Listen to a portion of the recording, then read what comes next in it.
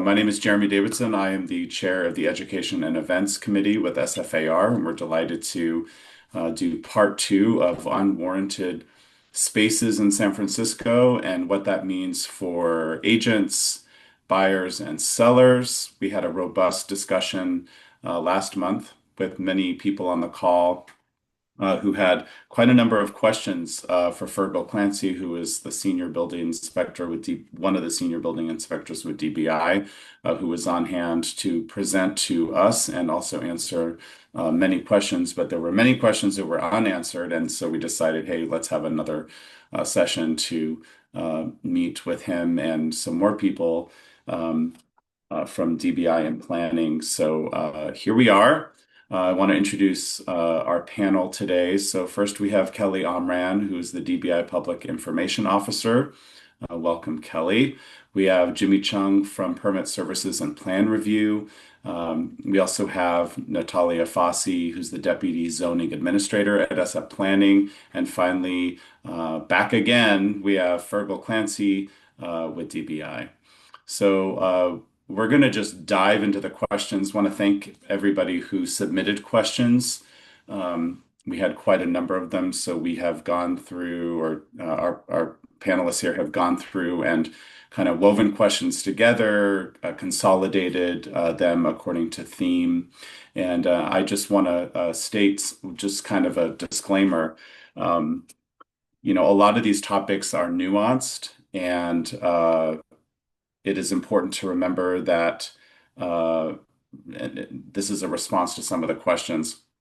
We're here today to talk about best practice and process. We're not here to talk about workarounds, right? Because we have officials from DBI and planning here. So they're going to focus on what the best practice is according to their process and how we can best support agents and clients. So just want to remember that is the intent today. So without further ado, I will. Oh, and if you might have questions as we go through today. We're really going to focus on the questions we've already received and answered. If you have something burning, feel free to put it in the chat or the Q&A, but chances are we're not going to be able to get to additional questions today. Okay, great. Well, I will let you take it away. Thank you so much for being here, everybody, and we're delighted to have these panelists with us. Thank you.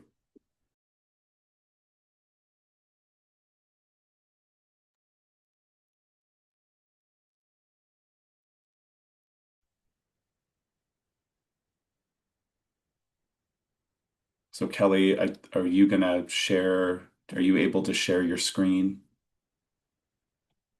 Or is somebody sharing the To screen? the spreadsheet Or or to for the the questions that are gonna be addressed?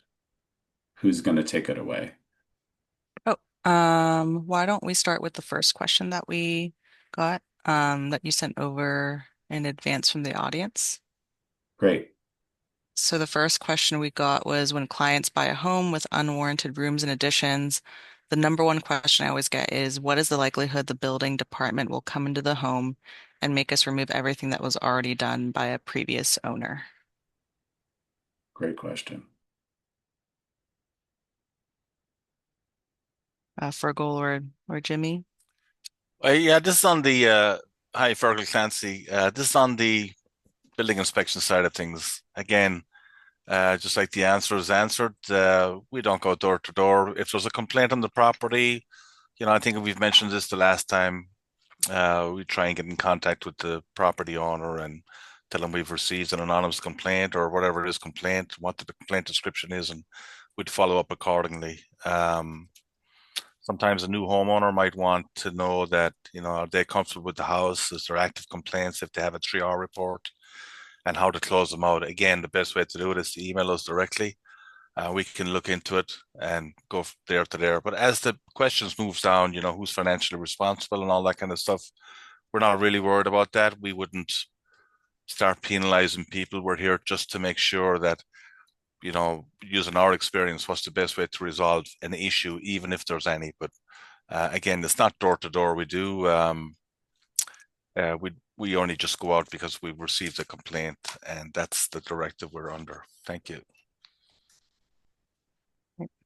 Thanks, Fergal. Next question is, what would trigger the building department coming in to do an audit of the home? Yeah, I can take that one again. We don't audit homes really. Um, what it would be, maybe there's a permit in play for an addition or something, and there might be some questions from plan review team about what is this and what is that. That might be a site visit warranted, just to kind of get an understanding of what we're looking at.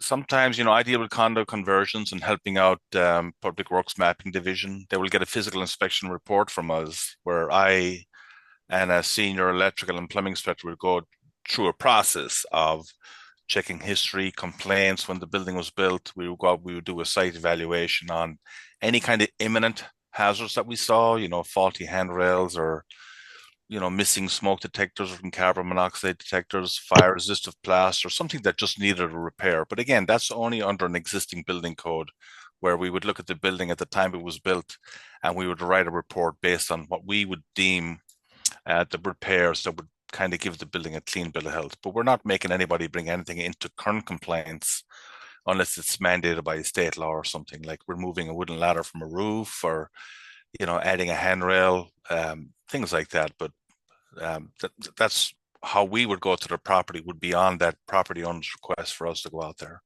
Thank you. Thanks, Virgil. The next question we got is, if the building department comes into our home to sign off permits for renovations or remodeling that we are taking on as the new owners, but they then see rooms or additions that were done previously by the other owners, will DBI call that out, or are they only concerned and there for the specific renovations we are having them out for? Again, it's a question that was asked before. When we go to a property, we're there for the permit holder and for the area of work that remodels. And again, if we only saw imminent hazards, low ceilings, and this just doesn't feel right. But again, we're not out there on that sole purpose. We're out there for the permit holder's responsibility on a kitchen remodel or something, and that's what we'd look at. We're not going out there under the intent that we're doing a full review of the property. So we would go to the area of remodel, we would sign that work off as permitted. If something did come to our attention, like low ceilings, or we saw beds in the basement, and no heating and stuff like that, maybe. But again, we're not out there with a gavel. We would bring it to the owner's attention and we would follow up accordingly. But rarely happens. Rarely. Thank you. Thanks. And how hard is it to bring rooms up to code and get permits signed off on pre-existing additions that were never warranted? And is it actually worth it? Jimmy, you want to take that one? I don't want to make you feel left out. Yeah, sure. It is gonna be case by case, because if it is a pre-existing addition, we don't know what the setback requirements are for that part of town. So different parts of town has different. Natalie could probably talk about setbacks for different parts of towns. And some things like ceiling heights can be rectified by excavating down, but other ways to do it is to lift the building up. So how how an owner wants to do that is gonna affect how easy it's gonna be. Lifting a building up may be easy for some people because you're just putting studs around the rest of the perimeter building and resting the building on the new studs, but it really depends on the nature of the work. Legalizing unpermitted rooms is pretty straightforward though, because you would need to hire an architect or an engineer to do the work, and they can better assess what needs to be done. Did you want to add anything, Natalia, regarding planning code requirements for legalizing previous additions? Sure. Good morning, everyone. There was a piece of legislation recently passed by through Permit SF initiative that actually grandfathers any existing residential structures that were constructed prior to 2003, and those are now considered legal non-compliant structures. Great. Thank you all. Next up, if permit for rear expansion was issued 40 plus years ago but not finalized, how do you legalize existing expansion if the setback is not up to code?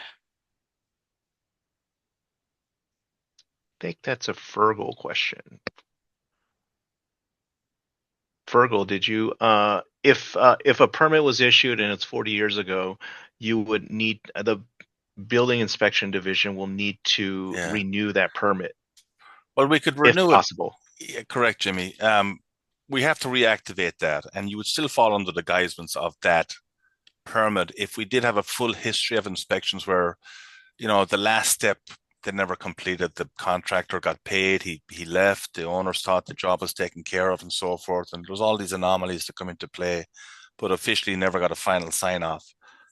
We would go through our history of who was out there, what they looked at, and we could just renew the permit. We put a dollar value on it. You pay your administration fees for final, and we would look at the building. I was just at one the other day, actually, and we look at it at the code it was done under. Now, if the job had one inspection, but there was no framing and all that kind of stuff, it falls differently. We would look at that differently.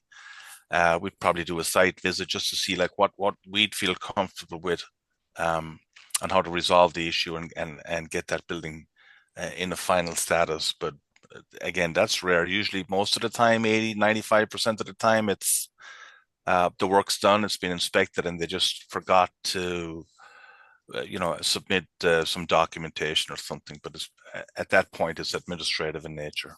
Thank you. There's a question. Natalia, could you reference that legislation one more time to the name or the number? Yeah, I'm actually responding to it in the chat. I'll provide the website that has a link to it. And then what you were talking about is that if it's a separate structure, is because it seems to tie into the question we just heard about a permit that was activated 40 years ago. What is the differentiation between those two scenarios? What is the other scenario? That if there were, let's say, a rear addition to a home, like an expansion of a home, that where the permit was initiated 40 years ago but never finalized, how is that different from maybe a structure that was built 40 years ago prior to 2003, and you said that was grandfathered in? Why would that be grandfathered in and not a permit that was pulled and never finalized 40 years ago? Is there a difference there?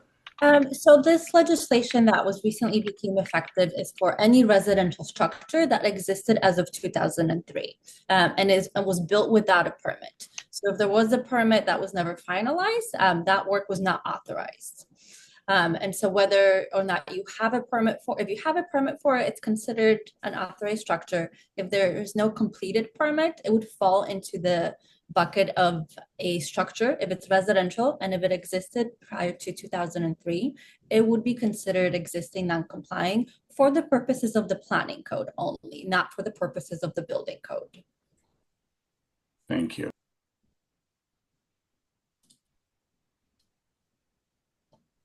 Right. Hop into the next question.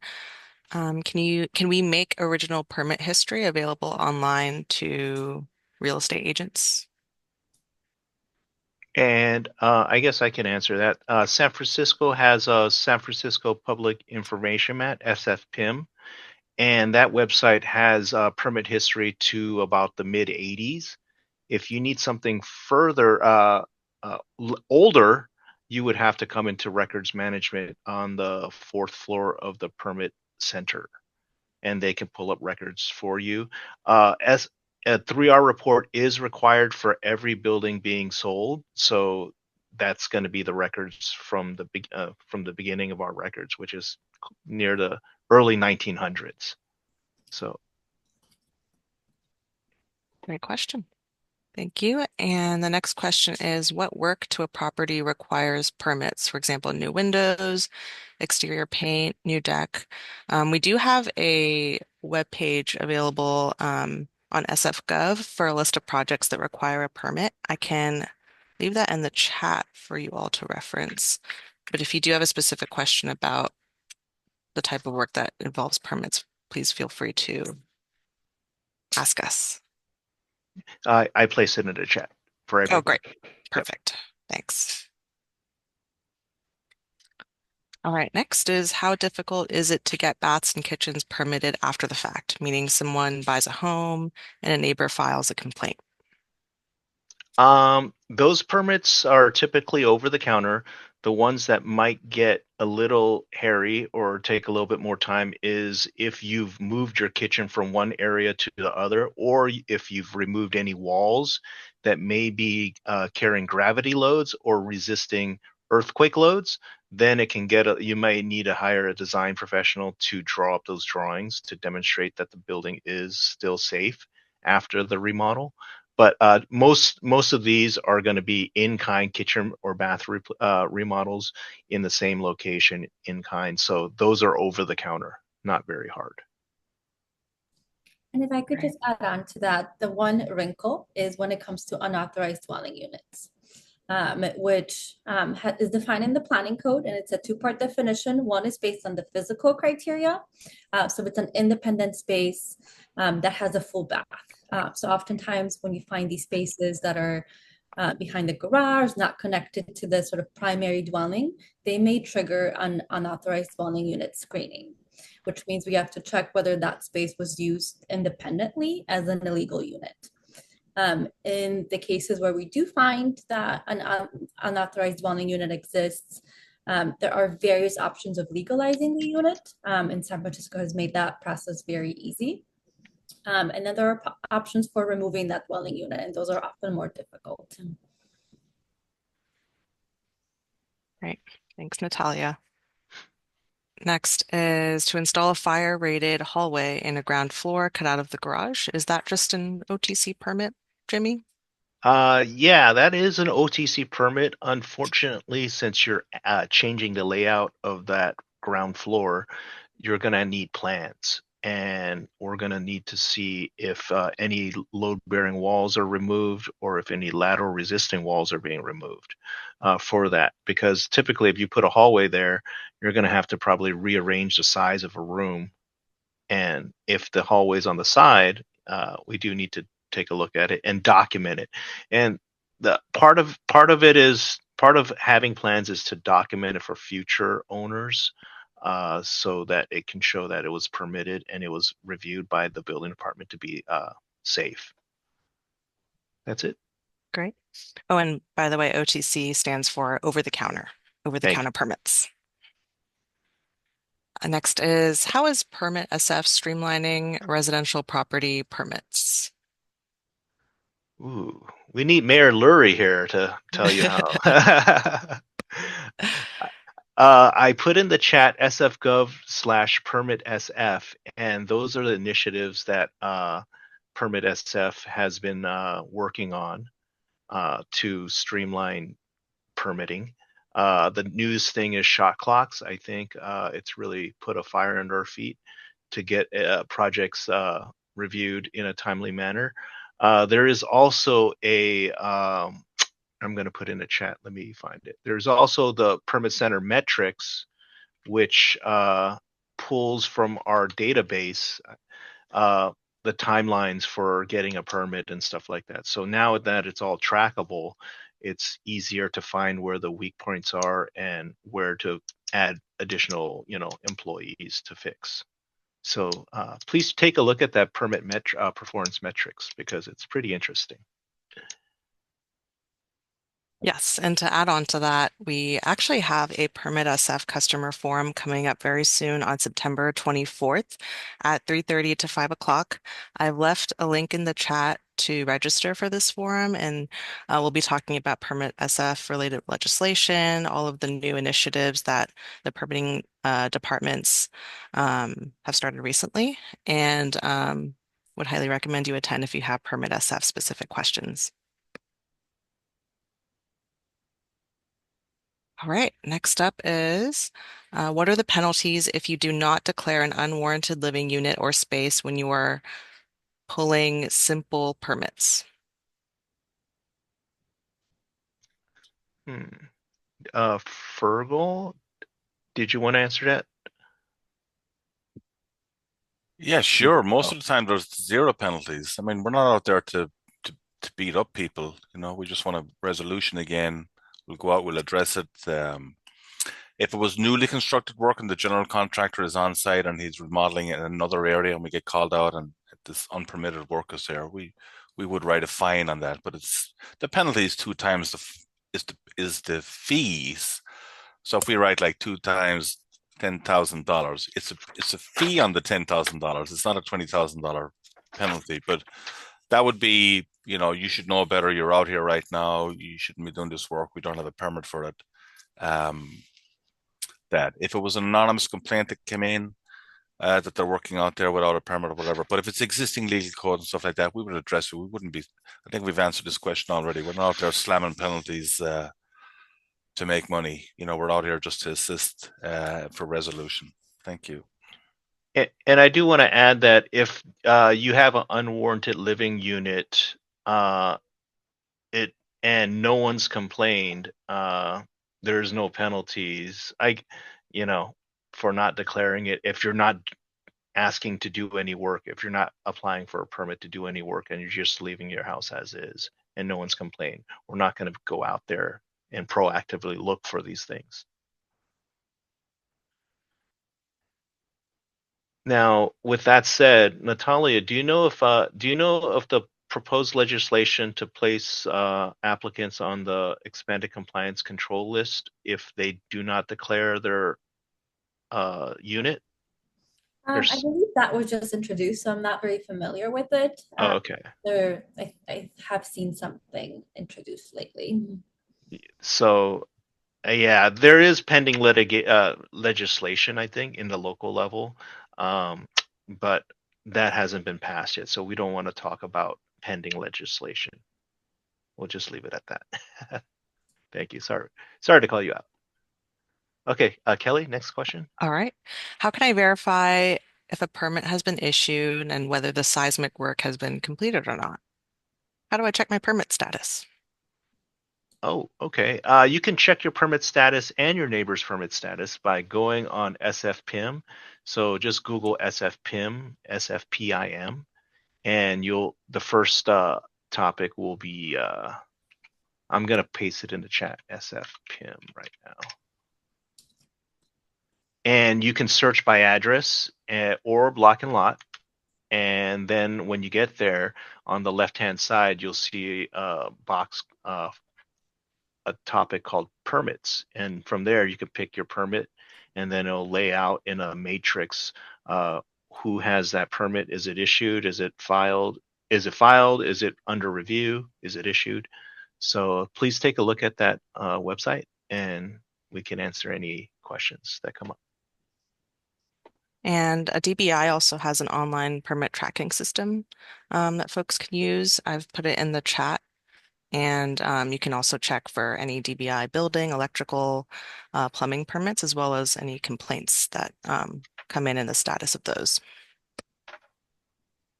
All right. Next is, can DBI solve issues for spaces with work that was done without a permit many years ago when DBI records may often be inaccurate? Okay. Yeah, typically this happens. Plan review service. If you have a space that is not, if you have a space where you believe that DBI's records are inaccurate, you would contact the building department's inspection department as well as plan review, and we'll take a look at the situation and we'll send a building inspector out to investigate the issue to see if perhaps maybe you have 5 units when the records show 4 units. A building inspector will be called out to look at each unit, to look at the construction, to see if it was warranted. We'll ask for any evidence you have, perhaps like water meters or electrical account numbers and stuff like that, and then we'll make a determination to give to you. And then we'll most likely make you file a building permit to document that, so then it stays in the record. Did you want to add anything else, Fergal? No, pretty much like you described. Okay, thank you. Great. Next is, where do we find the comprehensive rules for legalizing in-law, including egress? Ah, I believe the planning department has a very nice website. Natalia? We have information about the legalization program on our ADU page. And there's a little handout. However, that's only planning requirement and doesn't Okay. include building code. Yeah. Oh, thank you. Thank you. I believe DBI has information sheet regarding legalization of dwelling units as well as ADUs on our information sheet. Also, we do have our technical services department, and their email is going to be techq, as in tech questions, TECHQ at sfgov.org. And they're able to answer any questions you may have, or refer you to someone who can answer those questions. It is important to not be knowledgeable in the building codes and planning codes before emailing it. So you may want to reach out to a design professional also, so that we're not starting from zero. Just like you would hire a realtor to sell your house, you would have to hire an architect engineer to get you up to speed, and DBI can add the finishing touches to any further questions you might have. Okay, that's it. Great. Thanks, everyone. How can a buyer know what's needed to bring an unwarranted space into compliance? I'm gonna have to ask that the buyer hire an architect, engineer, or contractor to walk through a building with them to do a home inspection basically, and see and then look at the permit history to see what was done possibly without a permit, and what can be done to either legalize it or revert it back to its last legal use. Yep, that's my question. That's my answer. Great. Thank you, Jimmy. How does the department determine if an illegal in-law must be continued to be renter and therefore legalize, and what is required? I can answer from a planning perspective, and then I can hand that off to TBI. So as I mentioned earlier, there is an unauthorized dwelling unit screening. So if the space meets certain physical criteria, such as it being independent and having a full bath, you have to submit a UDU screening. UDU stands for unauthorized dwelling unit to the planning department. We then check whether that space has been used independently in the past. If it has, it would be considered an unauthorized dwelling unit. And then you have those two options. One, legalizing it, which is fairly easy in San Francisco. Or if you don't want to legalize it, there are options for removing it. However, those are usually more challenging and harder to get approved. Oftentimes they require conditional use authorization to be granted by the Planning Commission, because San Francisco and California is in a housing crisis. Those are obviously really hard to approve anytime there's a removal of a dwelling unit. There are a couple of exemptions. There's one specific exception to this conditional use requirement for unauthorized dwelling unit when they don't meet superficial floor area or minimum floor to ceiling building height. And so in those scenarios, it's really, really expensive to bring them up to code. And in those cases, those don't require that hearing from the Planning Commission and can be approved by the Planning Department administratively. But oftentimes it's very challenging. And so we encourage you to speak with planning. We're available at the permit center in person, or you can email us at PIC, that's PIC at sfgov.org if you have any follow-up questions. So as far as the building department is concerned, if the planning department will allow you to remove the dwelling unit, DBI will also allow you to remove the dwelling unit if it needs to be legalized. Most cases a dwelling unit can be legalized. You may have to remodel portions of the existing structure outside the dwelling unit to make that happen. But most buildings can be legalized. It's just a matter of cost and maybe reducing sizes of other units. That's it. Awesome. Thanks, everyone. And it looks like we got a couple of questions live from someone named Jacqueline Mohana. Thank you for submitting your questions. She asks, how long does the owner have to cure a notice of violation, um, specifically a space with no permit requiring a firewall? And she also says plumbing permits are not always public, I was told by DBI. I'll take that one. So the violation is case by case and depends on what the work was done. But for this one with a firewall, the case officer would assign a timeline just to act. We hit the ball over the net. We want to see it coming back, usually within 30 days. We know there's time where they have to talk to a contractor or a design professional or something, but we just want to see movement, that there is follow-up actions, and we communicate all the time via emails, and we extend timelines based on hardships, and there might be some issues, and it could be legal issues on their end. We can't control that, but we can control the timelines. If there was a permit required for this, which more than likely is the case, the violation would then just fall into the permit timelines, and we would say that there is a permit active for this, and it's usually a year's worth of work. The timeline on the permit and the violation would fall in the timelines of the permit application. Plumbing permits.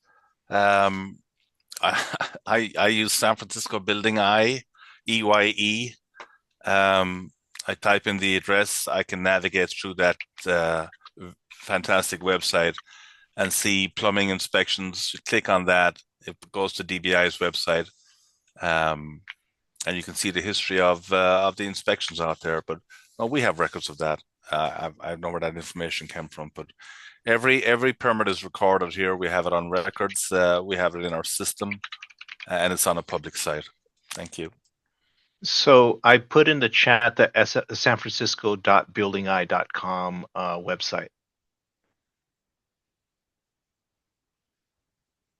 Excellent. Thank you both. We received another live question from an attendee who asks, is anyone able to submit a violation or a claim against a property? And what does DBI and planning do to verify credibility of the claim before investigating with the subject property? I'll take that one. It usually falls in our lap or with our complaint investigation team. Again, we make contact out there, irregardless of how frivolous the complaint might be or whatever. It's in our building code that we do have to go make contact and verify if it's accurate or not accurate. There might be cases that might be referred to planning directly, and I think Natalia can answer that, but I can just answer that at some point we have to go out there and make contact and verify compliance or non-compliance. Natalie? Or Natalia, sorry. Excuse me. From planning perspective, once a complaint is submitted, we do have to investigate it as well. If it is a violation, we'll move forward with the enforcement process. If it's not a violation of the planning code, then it won't be considered a violation.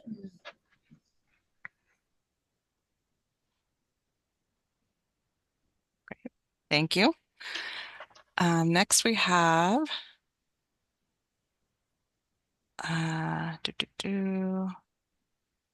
how would an owner determine the legality of a space and the cost to do so? I guess I could possibly answer that. If it's a new owner, they're required to get a 3R report, and on the 3R report, it will have the permit history till the early 1900s, and they could look at that, look at their house, look at the permit report, 3R report, and typically make a determination if something was unwarranted or not, and it's all gonna be case by case. Some things as small as maybe remodeling a kitchen in kind. You look at your kitchen and you're gonna say, well, yeah, this kitchen looks newer than when it was built in 1940. Getting a permit to legalize that kitchen remodel is very easy. If a room in the back of the garage was converted into a den with a wet bar, and there's nothing that says one was installed with a permit, then that's going to be a little harder because under today's code, for example, habitable space cannot exit through a garage. So you would have to probably build a hallway from the back to the front. So that would cost a little bit more money and maybe reduce the size of your garage. So people don't want to do that, So it's case by case. It really depends on what the unwarranted work was before, but a contractor should be able to help you out with that. Great. Thanks, Jimmy. Next is, what ramifications are there for leasing an unwarranted space, and can some be grandfathered in? Is that a commercial space, would you say? Because that might be a planning issue, or I guess that's a planning and building issue. But I guess I'll first start with the unwarranted commercial space. If you're leasing a space, DBI does not get into lease agreements with and I know a lot of the owner of lease spaces will give 3 months no rent, or sometimes they'll start charging rent at the first day. And if it takes you 6 months to get a building permit, you're paying rent on something that you can't use. What can go in a commercial space is really dependent on the planning code. And I'll let Natalia speak to that. Natalia? Can you repeat the question? I'm a little confused by it. Sure. The question was, what ramifications are there for leasing an unwarranted space, and can some of those spaces be grandfathered in? We're talking about a commercial space? They didn't Is this a live specify. question? Or is this a No. live? Oh, okay. Well, I mean, for residential, that goes back to an unauthorized dwelling unit. And so we'll have to go through that process and either legalize or remove it, or if it's not an unauthorized dwelling unit, then you can move forward with the project you had in mind, as long as it complies with the planning code. For commercial space, if it's unpermitted, it also needs to be legalized if there is a path for legalization. So that depends what zoning district you are, where the space is located. Does the zoning district allow commercial uses? What specifically use it is? So it is very much case by case, and really the details really matter here. Great. Thanks, Natalia. Next is, how do you legalize a low ceiling attic space? That's going to be tricky because a lot of times attics were built not for habitation, and such because of that, the floor joists, it's not just the ceiling height that may be an issue, but is the floor joist. The attic floor joist may not be able to support residential loads. As far as ceiling heights, if your floor joist can resist, if your attic floor joist can resist habitable loads, then you can mitigate ceiling heights by adding dormers. And I think it's pretty easy to add dormers these days. And that, yeah. Natalia, did you want to add anything about dormers? Sure. So a ceiling code is not a planning code issue. Planning code does not have minimal floor to ceiling heights. Planning code does allow for dormers in certain scenarios, which may help with increasing floor to ceiling height. We do actually have a handout on that. I'll put that in the chat. The handout sort of allows for dormers. It depends on the height of the building. It depends if the height of the building exceeds the height of the zoning district. So it's also very much case by case, but I'll go ahead and put that handout in the chat. Thank you. I can also add to that. We see this quite a bit out there, and it's dormers are added, a stairwell is added, but an attic is an attic, and it was always unfinished if that's under the definition of it, and people want to utilize that space, and then again, is that going to create a fourth story, and that will trigger a sprinkler requirement? But it will trigger some sort of structural calculations and live loads and path of egress and travel distance from that floor. The building is sprinklered, unsprinkled, and so forth. But all these scenarios weigh in. Again, you hire a good architect or a design professional to walk through the space first before you spend any kind of long effort into it. And at the end of the day, the dollar will prevail on where you are, what it is, how many stories you have, the cost of the project versus what you gain. But we do see it quite a bit out there in the field. And again, as we mentioned earlier, it's going to end up to the cost of it, whether you decide to move forward or not. Thank you. Right. Thanks, everyone. Next, we've got a question. We have stairs that are narrow and steep. We want to fix them, but we're about an inch short of the headroom needed per code. What do I do? So San Francisco's building code has a provision for existing stairs. You're able to rebuild existing stairs in kind in the same configuration if it was previously permitted in the same non-code complying manner. So that's your way out. You cannot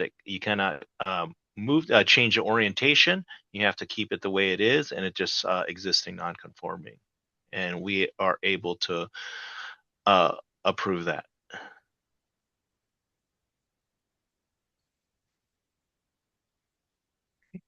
Thanks, Jimmy. Mm-hmm. Someone asked, what is planning's position on legalizing in-law units now? Sure. Very supportive of legalizing units. There have been various different programs created over the years to make it easier and waive many planning code requirements. And so one of the resources I put in the chat earlier on ADU legalization program is a great place to start. Those are very popular programs for legalizing units. Great. Thanks, Natalia. What constitutes a legal bedroom? Okay. A legal bedroom is 70 square feet minimum, and it's going to be a minimum of 7 feet wide in any one dimension, and has a ceiling height of 7'6". There is no requirement for a closet. Fergal, did you want to add anything? No, Jimmy, you're on the button as always. And it I has to guess have I a do. window for egress. I get. Yeah. Thank you. It does need natural light and vent, 8% and 4%, and it does need an escape and rescue window. And the only other caveat is I don't want to speak for planning, but I think there's some planning limitations to the number of bedrooms in certain districts. Natalia, did you want to mention that? Yes, there are. I believe that's the Ocean View Special Use Districts that has limitations. And I want to say it's 5. Generally, we want to make sure that a dwelling unit meets the definition of a dwelling unit and that if it's occupied by a family. And so that can get into sort of difference of a dwelling unit versus like student housing, group housing, and oftentimes seeing many numerous bedrooms with their own bathrooms is a bit of a red flag. And so we do look at those case by case, but there is a special use district if you're within that geographic area of the city that limits the number of bedrooms. And just to add to that, the question was what constitutes a legal bedroom. So I presume it was at the time, when it was built versus legalizing a bedroom. And there's two different answers there, So if you have a building that was built in 1924 and you would just fall under the 1924 building code, and what bedrooms were for escape and rescue windows came in the late 50s, early 60s, I believe. And that's kind of evolved through the years, but now we have a building block. Natural light and ventilation has changed over the course of time, but if it's a legal bedroom, we would fall under the definition of when the building was constructed and try and find where bedrooms could be located in a building. Thank you. Thanks, everyone. Next, we have a question about deck inspections. When an HOA has a deck inspection completed and submits a report, do you confirm the receipt? Yeah, I think I've answered this on the chat. It's so HOA, so I presume it's a housing issue. Housing inspection services have a 5-year affidavit that they would get from a contractor or design professional on about their balconies and decks and how they're maintained. And that's handed off to the housing department, and they would keep a record of that. And they have records of that. If you've lost yours, you can reach out to the housing inspection services for that. But we do give records and we do give receipts, from what I've been told. Thank you. Thanks, Virgil. We just got a question live from an attendee. How do you force your neighbor to take care of the overgrown tree? I think that's a civil issue. There's nothing in the building code that dictates the size of a tree and how it should grow. Great. Thanks, Jimmy. Next, we got a question. What are the risks of renting out an illegal in-law unit? For example, issues with insurance coverage if something happens in the unit, for example. I don't think anybody on this board can answer that question. Yeah. I mean, common sense would prevail overall. I think it's the liability alone and the risks that you follow with that. Plus, you can caveat into the IRS and reportable income and all that kind of stuff. But that's outside of our jurisdiction. hmm And someone else asks, what does it take to adjust the tax records on a home if the square foot doesn't match up? That won't put a homeowner at risk of anything. Um, I would defer to the assessor's office for more information. Yes. For ADUs, someone wants to hear more about sprinklers versus a fire-rated hallway to reach the street entrance via the garage. Oh, okay. I'm gonna I put in. Oh, go ahead, Fergal. I think we had a bulletin on that, AB 20. We have a FSO 5. I'm gonna put it Okay, in the chat. thank you. Uh, So a lot of ADUs, when they're built in the back of the building, both the ADU's entry door and the emergency escape and rescue window, both coincide, and so there's no second way out. And in the information sheet FSO5, it states that if you have this condition, we're going to allow the ADU's egress window and door to exit through the same passageway if you sprinkler the passageway, remove any electrical meters in there, and 1 hour rate that exit passageway. So please take a look at that info sheet, and we're happy to answer any questions, any follow-up questions. Thank you, Jimmy. We got another live question from an attendee who asks, please explain the significance of zero lot lines and windows. I see the chicken wire windows in homes on zero lot lines. Why is this necessary? And can these windows be covered by neighbor's renovation? Okay.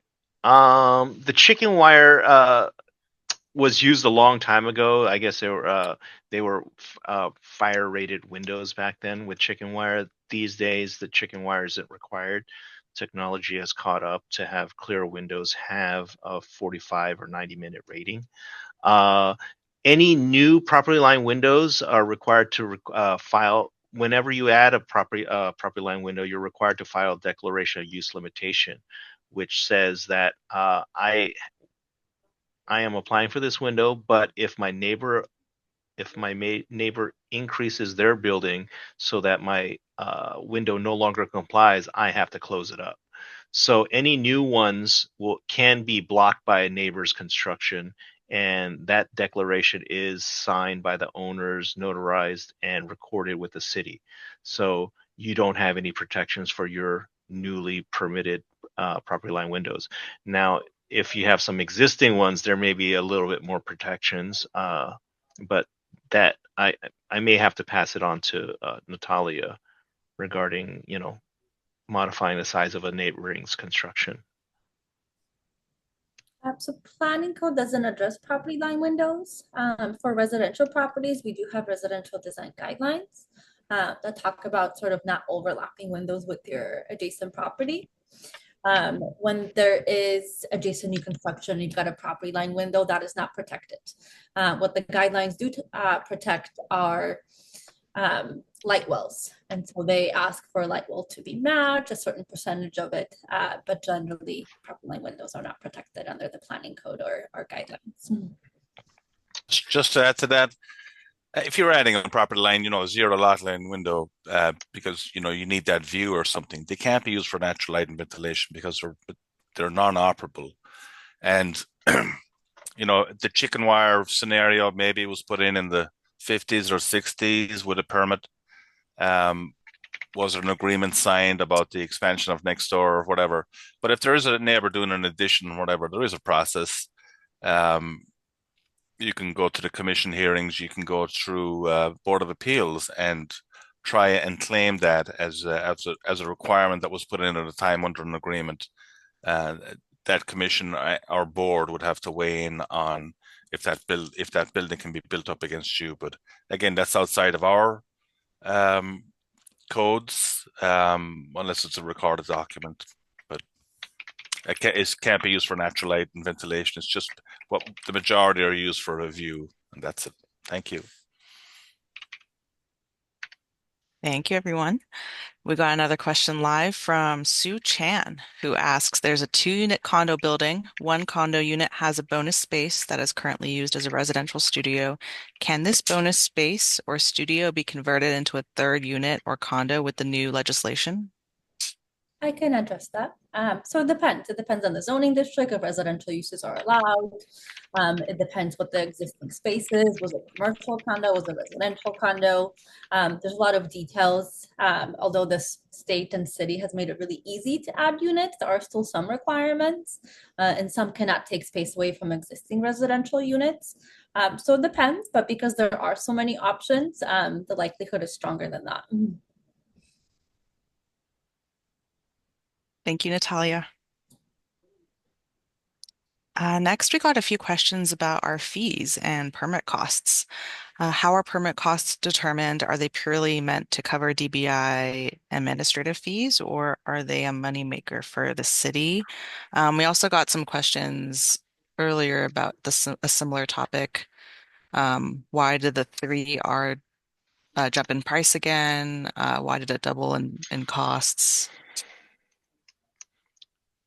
I think a lot of our we haven't raised the prices in a while. There's always like a 5 or 7 years before we even look about raising prices. And during COVID, we took the time to adjust the pricing to reflect that. So we had a lot of banked price increases, I would say, if I were to use realtor terms. What was the second part? First part of the question?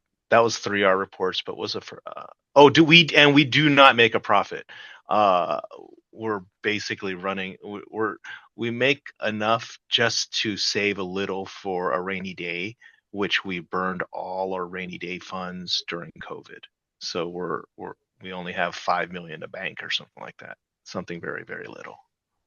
Yes, DBI is almost entirely funded through fees, and these increases are necessary for us to continue to ensure building safety.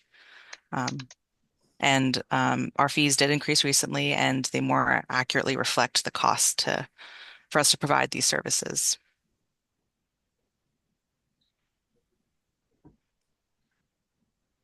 Okay, so I know Natalia has to leave in a few minutes. Does anyone have any questions for planning? Any planning specific questions? Feel free to leave that in the Q&A or the chat. I have a Now, question that maybe you could answer quickly, that I hear from agents, and I also have the question. If you could very quickly address what is the fundamental difference between the planning department and DBI, just so that people can kind of understand the big buckets and where their questions and concerns might land. Sure. What the planning department and the planning code does, it tells you what you can build, what uses. So it regulates land uses primarily. It also outlines sizes of structures, so height requirements, buildable area lives in the planning code. And so those are like the primary sort of planning code functions. Obviously, there's a lot of other details, but those are the primary ones. And how they differ from building. Building is generally sort of life and safety, but I'll let Jimmy or Fergal or Kelly answer that.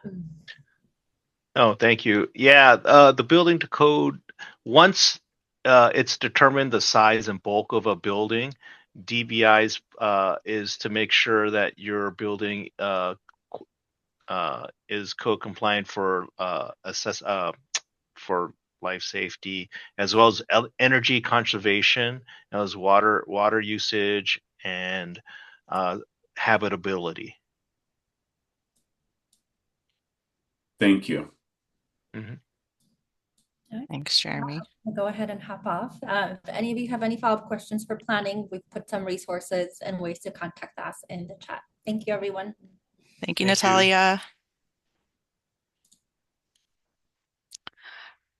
Jeremy, the audience actually had a question for you. Was the Unwarranted Spaces Part 1 from August recorded? And a question for me is, will this one be recorded as well? And where will that be posted?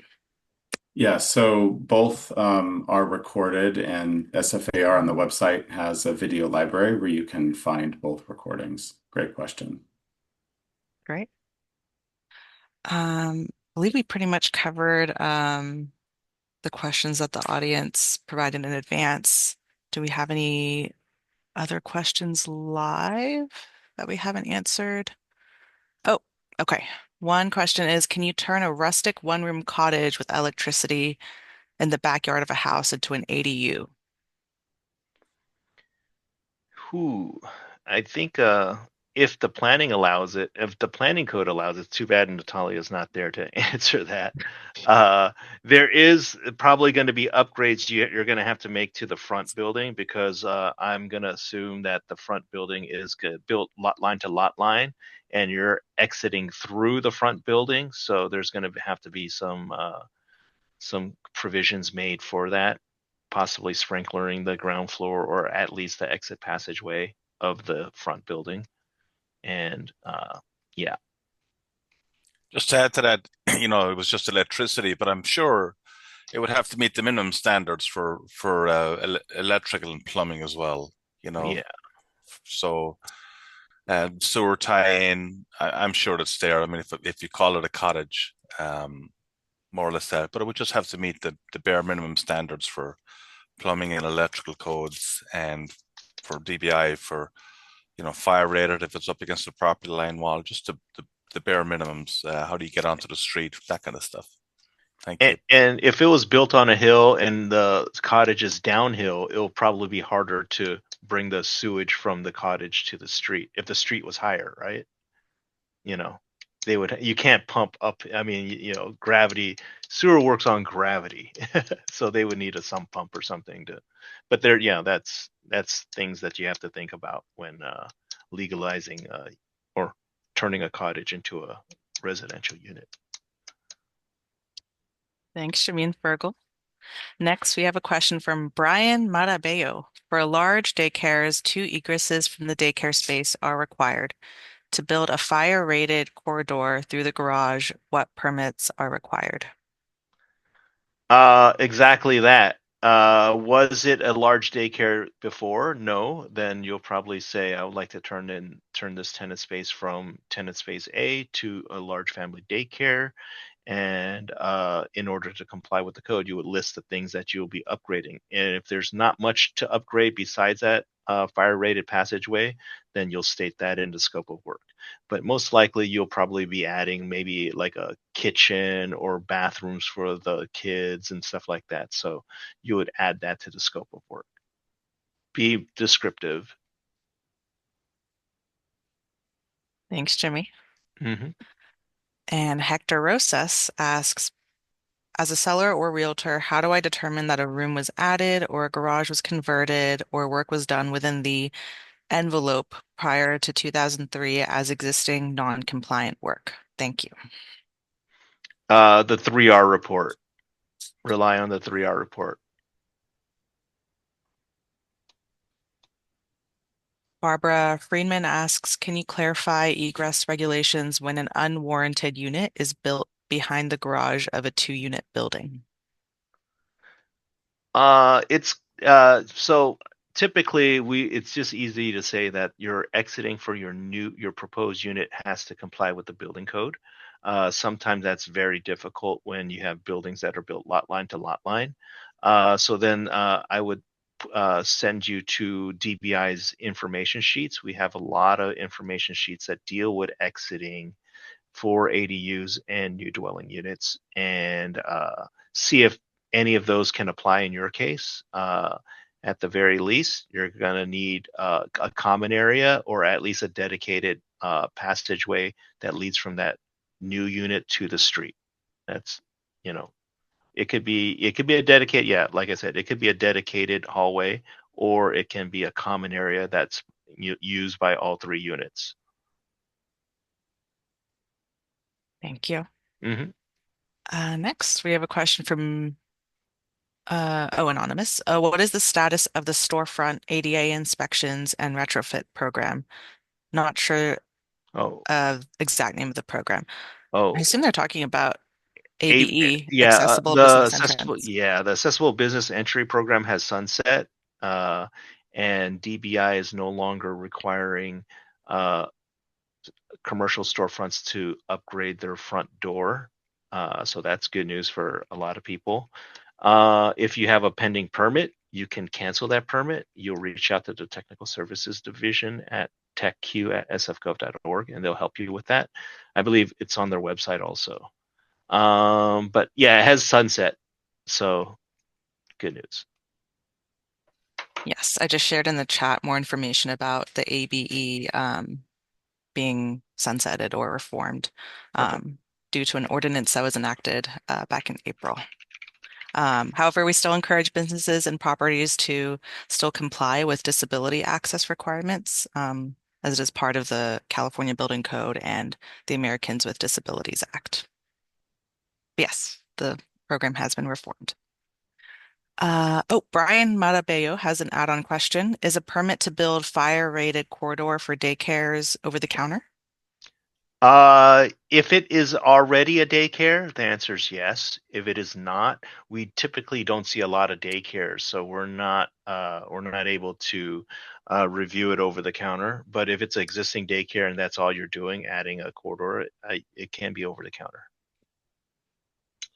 Great. Next, Misha Weinman asks, does a modification to the side of a house that might be visible from the street trigger a 311?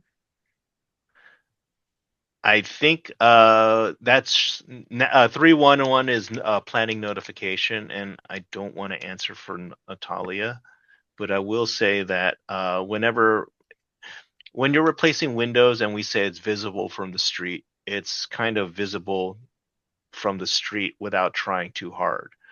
Every wall of your house is visible if you try hard enough. So visible from the street just means you're standing on the street looking 90 degrees at the house.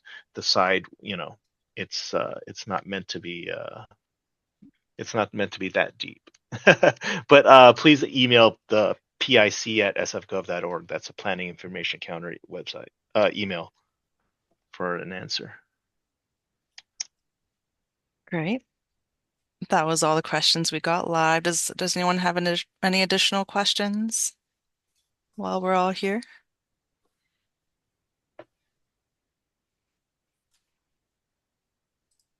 Well, this has been very informative. I would say one of the big takeaways that I'm getting is that this is a human process, right? So these are humans who are trying to make decisions for themselves and their properties, right? These are concerned neighbors who have their own concerns and worries.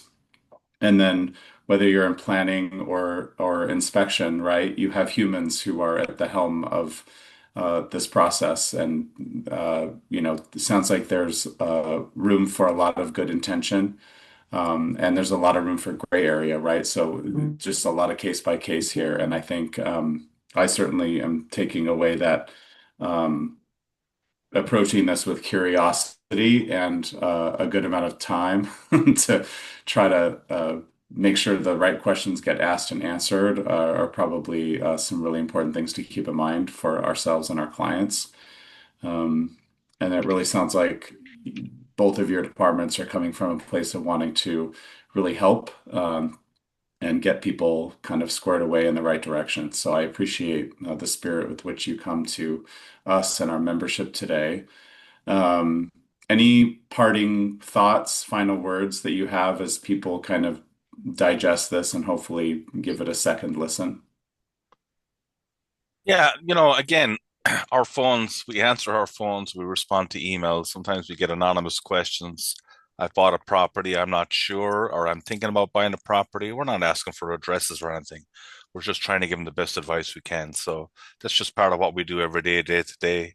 It falls into our lap, and again, we're here to assist in any way we can. But anyway, I really appreciate it. I just want to thank Jimmy for showing up, and Talia and Kelly again. Um, I can't answer all the questions, but if there's answers, we have them. Feel free to follow up with emails or in the chat or wherever, and we'll get back to you on it. Yeah, thank you, Kelly, Jimmy, Fergal, and Natalia. You really put a human face on a process that I think for a lot of people feels kind of daunting or not necessarily that transparent, right? And I think that you've really helped us kind of put a human and public face on your departments and this process. So thank you very much. We're glad to be in such partnership with you here at SFAR. So thank you so much. And Absolutely. yeah, thanks for being available by phone or email. And maybe we make our collaboration a yearly event with our programming, whether it's general like this with so many questions or kind of drilling down into one really relevant topic of the hour. We'd love to keep doing this. So thank you so much. Yes, we would love that opportunity. Thank you, Jeremy. Thank you to the Realtors Association for this opportunity. Jimmy, Virgil, Natalia just have so much knowledge to share, and we're always happy to spread the word and be transparent. And we're here to help. Thanks so much. Okay, well, if you have more questions, you know where to send them, and we'll see you on the next webinar. Yeah. Great. Thank you. Thanks. Thank you, everyone.